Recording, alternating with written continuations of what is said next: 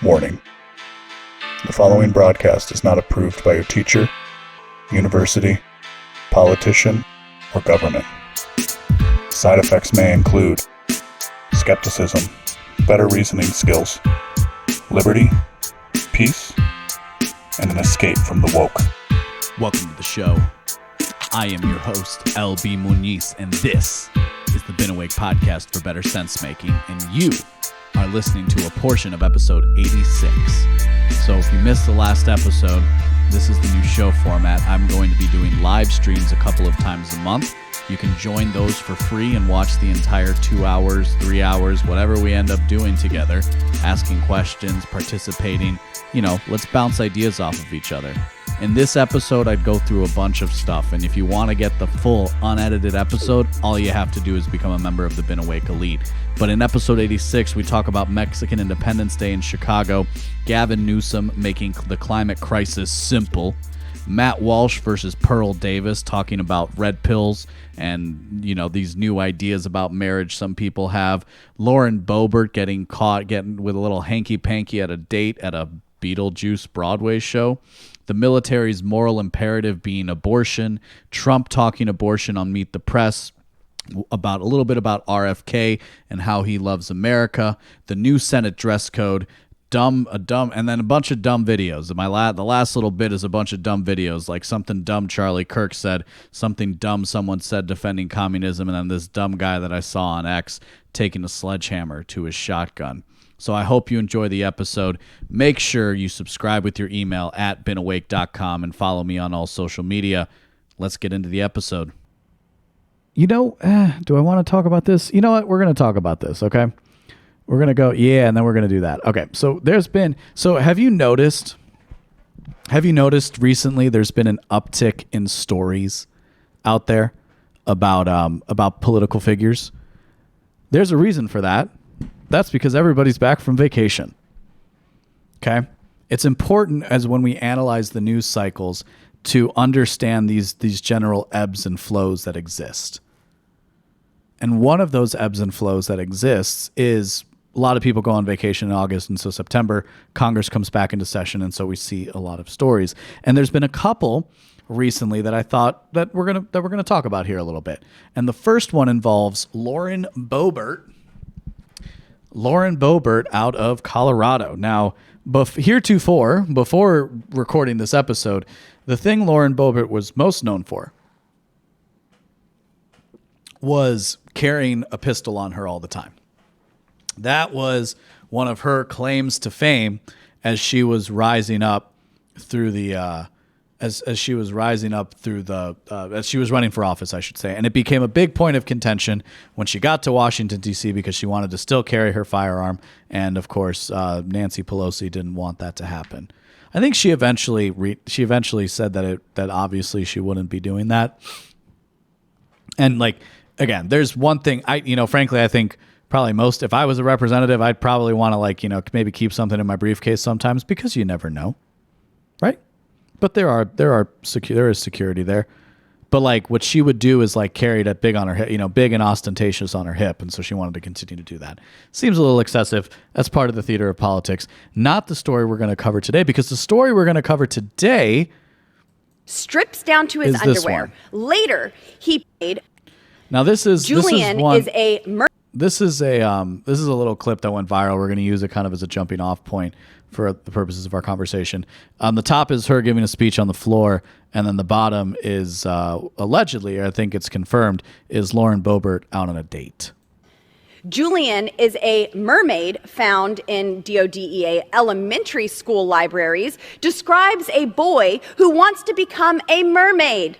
During the book, the boy repeatedly strips down to his underwear. Later, he puts on lipstick and dons a headdress. He is then given a costume jewelry before being taken to the NYC Mermaid Parade, where he can freely express himself.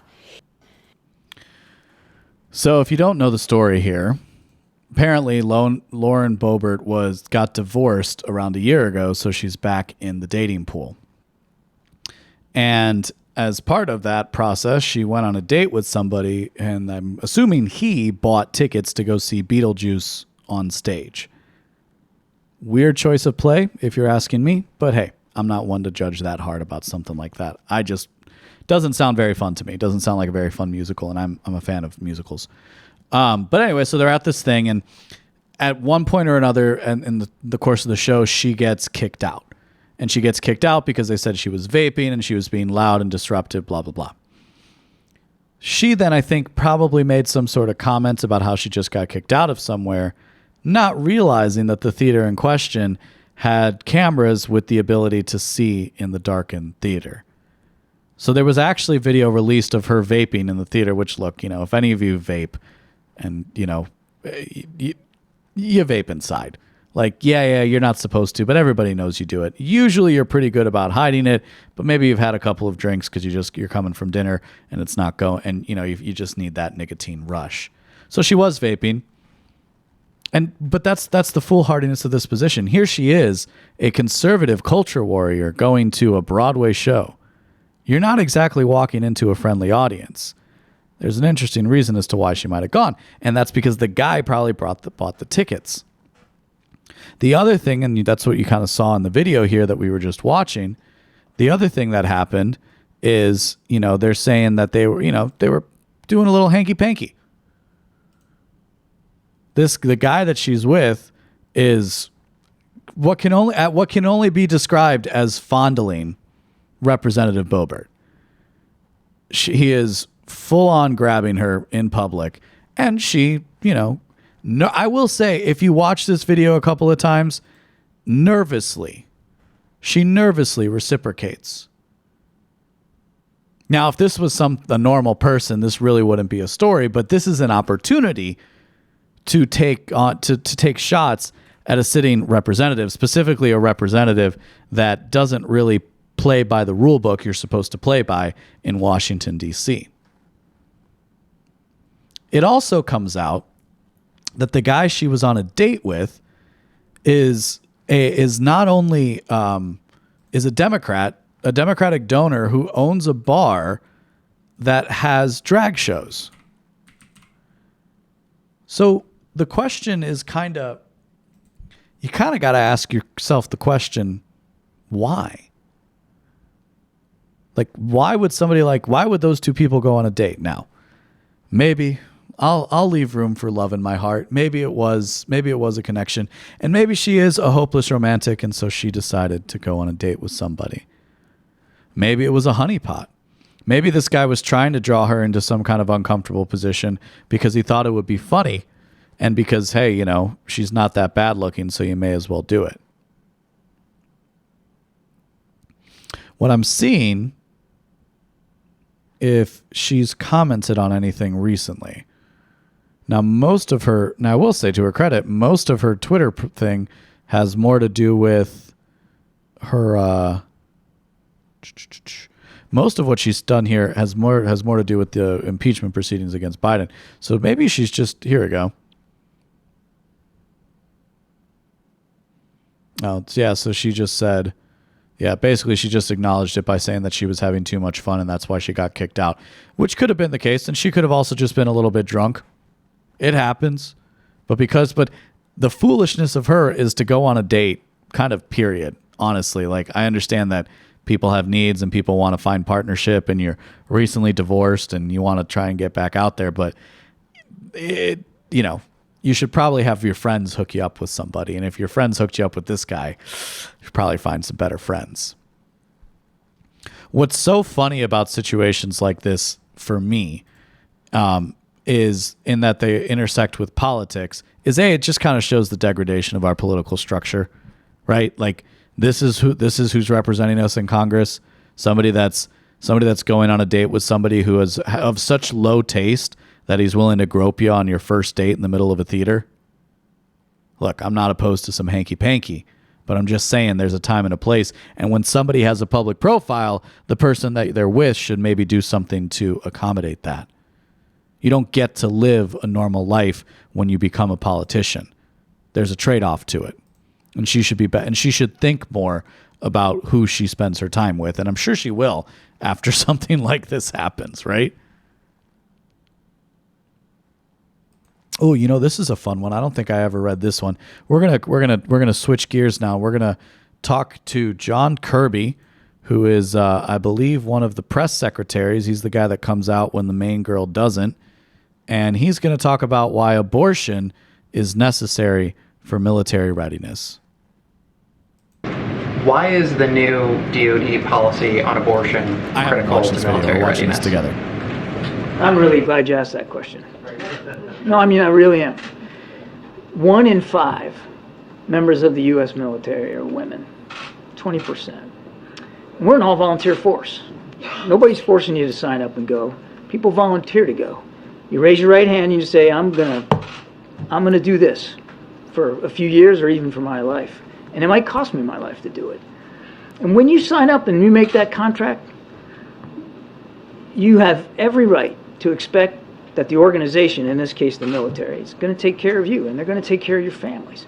And they're going to make sure that you can serve with dignity and respect, no matter who you are, or who you love, or how you worship or don't. And our policies, whether they're diversity, inclusion, and equity, or whether they're about transgender individuals who qualify physically and mentally to serve, to be able to do it with dignity. Hang on. Or whether it's about... Let's go back, because I could have sworn the question was about abortion. Why is the new DoD policy on abortion critical to military readiness? Okay. He did talk about abortion, and it's a 3-minute clip. We're already a minute plus. And female family members gays. Being able to count on the kinds of health service members, 1 in 5, or with dignity, or whether it's about female service members, 1 in 5, or female family members being able to count on the kinds of health care and reproductive care specifically that they need to serve. That is a foundational, sacred obligation of military leaders across the river. I've seen it myself, and it matters because it says we're invested in you because you this is some dark stuff. Are being willing to invest in us. You're investing your life, your family's livelihood with us. We owe you that back in return. I had a chance a couple of weeks ago to meet with some military spouses here at the White House. Some were active duty members, some were spouses, all were women.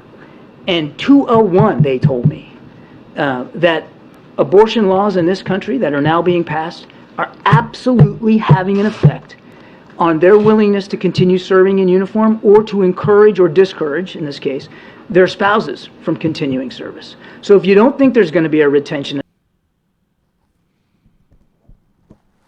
This is dark, man. ...and a morale issue, think again, because it's already having that effect. I have a son in the Navy. I think you all know that, and son-in-law too. They're both stationed down in Norfolk on destroyers. And they're proud to keep serving their country in the Navy. But the Navy told them where to go. You go where you're told. That's the way orders work. You go where you're assigned. You don't get to choose. And so what happens if you get assigned to a state like Alabama, which has a pretty restrictive abortion law in place, and you're concerned about your reproductive care? What do? Do you say no and get out? Well, some people may decide to do that. And what does that mean? That means we lose talent, important talent. And we're, again, an all-volunteer force. Recruiting is tough enough as it is with a very strong economy out there. We want to keep the people that we get, and we want to make sure that they can continue to serve. So it can have an extremely significant impact on our recruiting and our retention. Not to mention, it's just the right darn thing to do for people that raise their hand and agree to serve in the military. Okay. It's the right darn thing to do, he says. Make sure that people can kill babies. What's very, what's very sad to me about the current state of affairs, because I don't want to be one of those shows that indulges in the doomerism, and like, I don't want you to think that I'm talking about all the bad things in the world, because I don't know.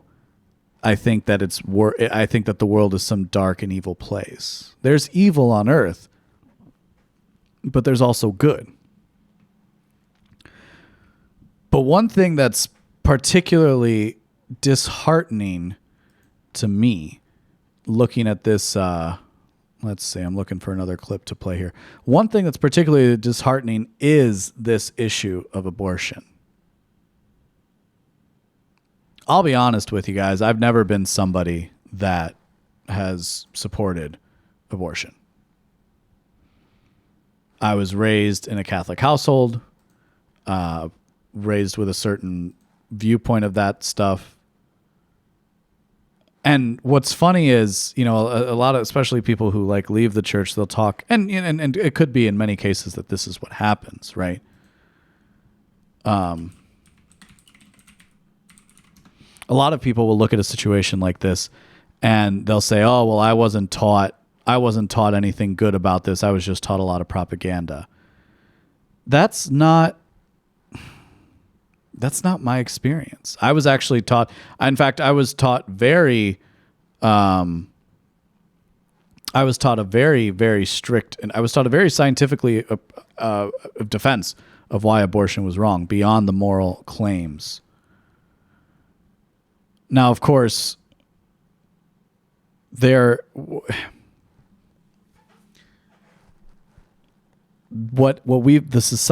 way most people have been raised is to defer away from talking about somebody else's business, right? There's something very American about that sentiment. At least one of the things people talk about Americans is to mind your business. You do your thing, I'll do mine. And we'll live in peace together. I think that agreement had the chance to work. And what's particularly worrisome about videos like that, in this next video I'm going to play, is how, as a sign, because a few years ago, I would have taken the position that abortion is a wedge issue that's used by the political elites against the population to divide them. And there is a large degree of truth in a statement like that, but it's moved beyond that. And you can hear that in John Kirby talking about it. I think I got it right here. Your family's livelihood with the river. I've seen it myself, and it matters. And it matters because it says we're invested in you because you are being willing to invest in us. You're investing your life, your family's livelihood with us.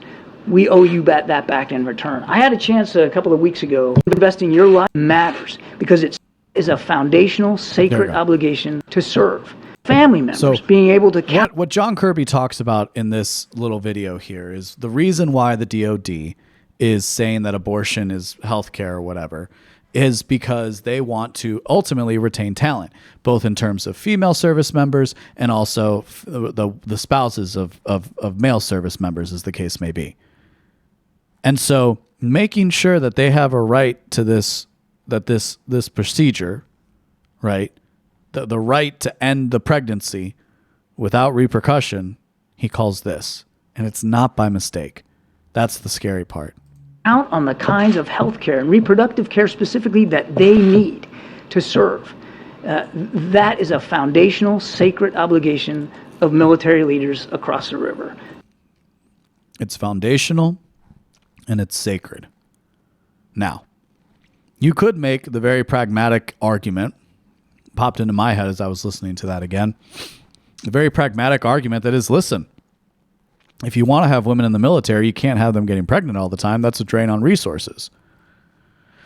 There's something to that point, frankly. But I would disagree that the military should support that over creating more people that could eventually then join the military and become soldiers, right? You know, it's like one hand, which one is it? It's scary to me the way that the Democrats have not only taken on abortion as a talisman for their political rhetoric, but as a moral foundation for their worldview. Because it stands in opposition, well, to nothing more than the truth. You think I think what he did is a terrible thing and a terrible mistake. This was Trump on Meet the Press, talking about abortion as well.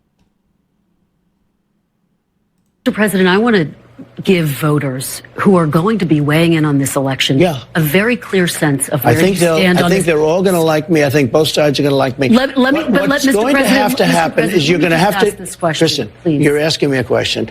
What's going to happen is you're going to come up with a number of weeks or months. You're going to come up with a number that's going to make people happy, because 92% of the Democrats don't want to see abortion after a certain period of time. If a federal ban landed on your desk, if you were reelected, would you sign it at 15? Are you talking about a complete ban? A ban at 15 weeks? Well, people are starting to think of 15 weeks. That seems to be a number that people are talking about right now. Would you sign that?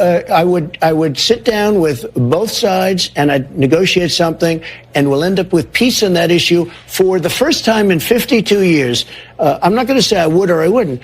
I mean, DeSantis is willing to sign a 5-week and 6-week ban. Would you support that? You think that goes too far? I think what he did is a terrible thing and a terrible mistake. Mr. President, I think this was actually a big mistake on Trump's part, but it's, as what his supporters would say, part of his charm. And it's also not a departure from anywhere Trump has been. But the DeSantis team put this out in particular, lambasting the former president because he said he wasn't willing to sign a 6-week abortion ban. Now, as little as 5 years ago, Trump talking like that would be a godsend to the Republican Party. And I found it very interesting. The way where I would have predicted in the past that people would have been a little more understanding of Trump's position. Now, this hasn't hurt his overall place in the polls, mind you. This was just something that, he took a shot at DeSantis in there, which is also part of his problem because he has to he's trying to different, right? Like he wants to play deal maker. That's always what Trump tries to do. Let's make a deal. And so he's trying to differentiate himself from what he sees as his largest competition in DeSantis. And he says, he's crazy. I'm going to be reasonable and I'm going to work with people to get something done. And a lot of people, to their credit or detriment, depending on how you want to look at it, decided that this wasn't good enough from Donald Trump. Now, again, it's kind of for show because he's still well ahead in the polls at the moment. The fact of the matter is, legislatively speaking, the best you can hope for at the federal level would be a 15-week ban. And with different states having different laws inside of that. What's interesting, like I said, has very little to do with where conservatives are, but everywhere to do where the left and the progressives are. Because I think for the average person, for your run-of-the-mill left-wing voter in this country, I don't think that person ever wanted to consider abortion a moral center of their life and worldview. But like the frog in the boiling pot, they've slowly been brought to the position that they're at now. And just like another segment we saw where Gavin Newsom is talking in front of the UN and he's using a particular mode of speech. There's a particular mode of speech when you employ moral rhetoric, you're activating certain things in people's psyche. Look, I don't think there's much that can be solved with federal U.S. politics, right? We don't have that kind of view here on this show. We try to see with as clear of eyes as we can. But I don't pretend to be perfect in these sorts of things. But it is interesting, this whole abortion question. Let's see. Where do we want to go next? Are we far enough in? Oh, here I am saying, are we far enough in to do something a little controversial? But I'm live streaming on Rumble. They're not going to care. So so we're going to shift gears here a little bit because I want to talk about RFK. I want to talk about RFK just for a little bit because I do find him, I don't think he's a great candidate, but I certainly find him an interesting one. And I'm gonna lay out an idea here that's also going to be available as a written piece at beenawake.com in the near future. I'm going to lay out kind of a thesis that I want you guys to play with. But before we do that, I definitely want to watch a couple of videos from RFK that I've got saved that I think are worth your attention as he scrolls to said point.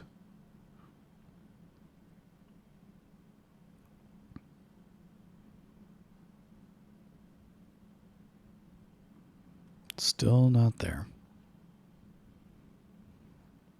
All right, so this one is a clip of him on Bill Maher's podcast that he's been doing. So let's watch. On the side that shows that autism is caused by vaccines, there's over 100 studies. I, in fact, did a book in which I listed all of those studies and digested them, in other words, summarize them all, and you can go and source them. And I have over 450 450 studies summarized, and I have 1,400 citations. Okay. The question for your campaign is... I'm not talking about this stuff on my campaign. I'm just talking between you and me. That's a ridiculous assumption. Of course you're going to have to talk about it. Well, if somebody asks me, I'm going to. They're all going to ask you. Are you serious? No, they this don't is want to all hear they're it. going to ask you about. You think they're...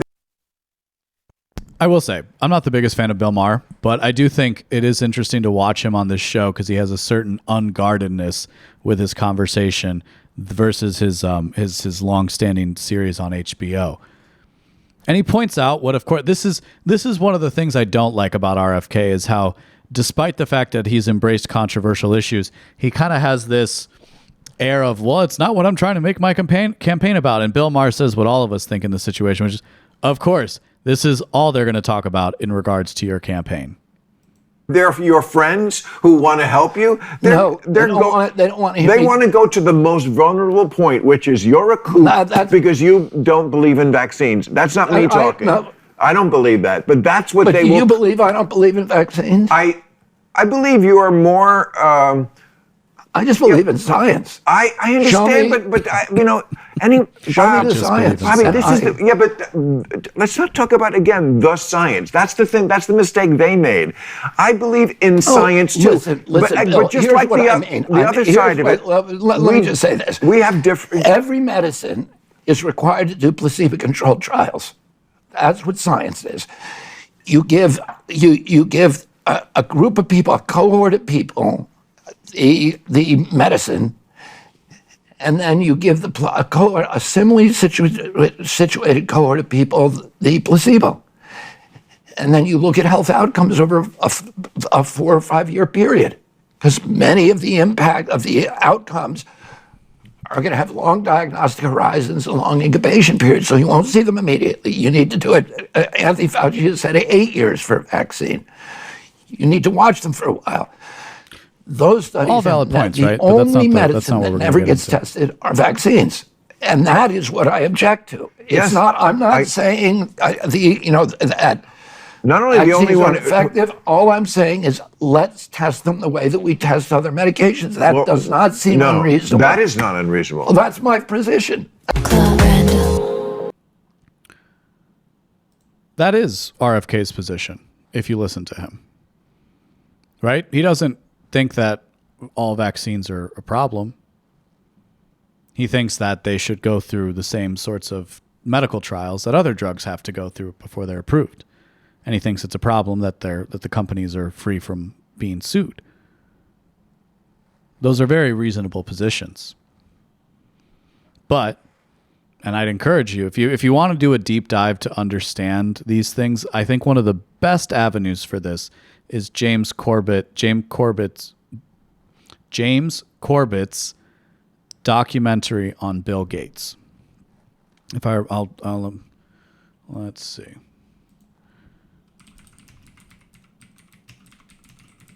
I'll remember to put that in the show notes, but it is a very good documentary series. And what I love about the series that I think he does very well is he lays out precisely why, especially today, when something happens, medically speaking, all the trusted sources, as it were, all the important people in society rush to some sort of a vaccine solution instead of therapeutics or other drug forms. The incentive structure is real and it exists.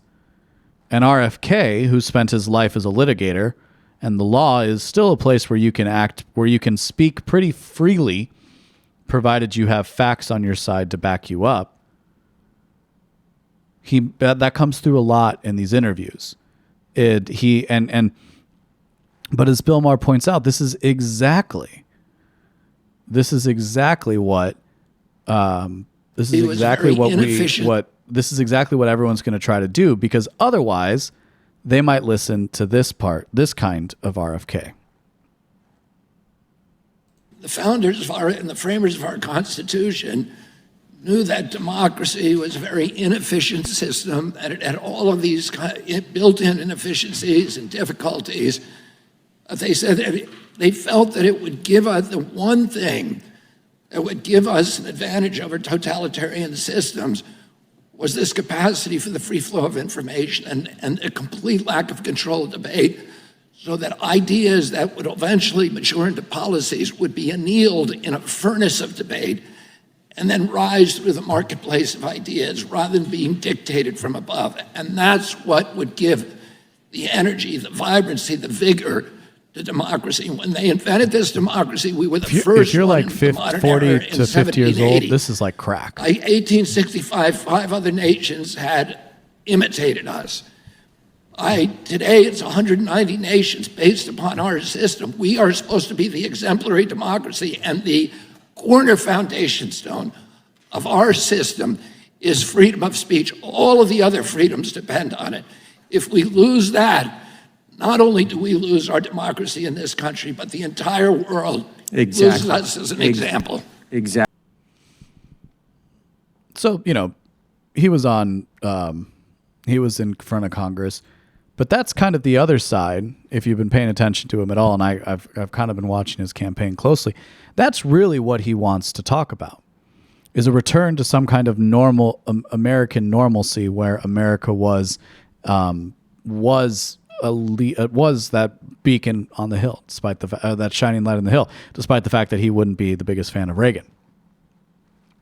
See, RFK wants us to return back to the America of the 80s.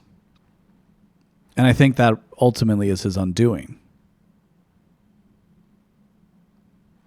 I find it interesting to compare, in my mind, RFK and Bernie Sanders. Bernie Sanders from Vermont. I'm not the best at accents. Bernie Sanders is an avowed socialist. RFK Jr., to his credit, is an avowed capitalist and an American. Bernie Sanders is an avowed socialist. Somebody who claims to speak for the common man and maybe had lived a simple lifestyle until he decided to cash in. See, in case you've forgotten, Bernie Sanders ran in 2016 against Hillary Clinton, and he had a lot of support, right? There were the Bernie bros online. A lot of young people with a left-wing persuasion got behind his message of democratic socialism. They wanted to redistribute the wealth. They thought it would be a better world the more socialized things became. Now, from where I sit, Bernie Sanders, rather than maintaining his status as the outsider, because keep in mind, he ran independent for a number of years. He didn't have to rely on the party infrastructure to get elected, even if he normally caucused with the Democrats, as far as his voting record was concerned. But he wasn't part of the Democratic Party. But when he decided to join, he went all in. And what that meant was, when the time came for him to step aside and endorse Hillary Clinton, he did. Because that's the story, that's the ritual, I should say, in the cult of American democracy. What am I talking about? I'll explain. It's a well-known fact that for the Democrats and Republicans, The primary is a time where you try to strike a balance. This is talked about all the time in punditry. That the primaries are where you try to strike a balance between the more extreme elements of your party while still being appealing to a broader base beyond Republican voters. You want to attract some independent voters and maybe make a couple of the other parties switch sides. Regardless of what else you believe, if you're a politician, that's the strategy you should adopt. So in the primaries, especially when people know they're not going to actually win, they might not have to worry about that pivot to the center. So they'll stay out in the margin. And Bernie Sanders was one of those people. Let's throw one more politician into the mix, shall we? Ron Paul. Ron Paul had a completely different perspective than the rest of the Republican Party. And depending on the position you take, he tried to make things more extreme. The opposite of socialism, free markets. Here's the key difference. To whatever shenanigans went against Bernie Sanders, he still at the end of the day endorsed Hillary Clinton and advocated on her behalf and campaigned for her on her behalf. Ron Paul did not do the same thing for John McCain in 2008 against Obama, because Ron Paul is a man of principle.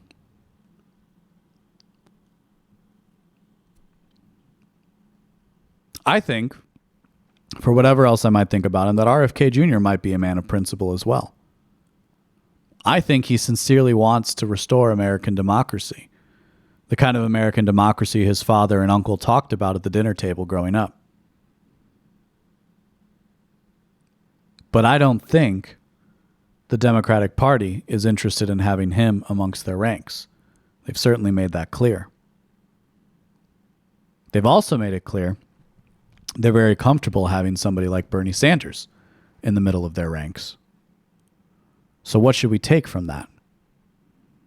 Simply this: economic socialism, progressivism, is 100% accepted in the Democratic Party, but believing in the greatness of America is not. I don't think you have to make it more complicated than that.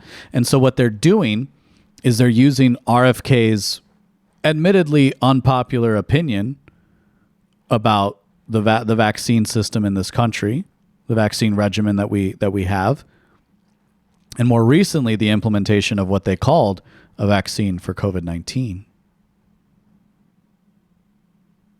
And they're saying, this guy's crazy. You shouldn't listen to anything he says. So they're trying to marginalize what he believed in, what he believes in. But what does he say? He's not making his campaign about vaccine skepticism. He's making his campaign about instituting some kind of normalcy back to the American political system. A hope for American liberal democracy. And the Democrats, I don't think they want anything to do with that. That's where I'm at least.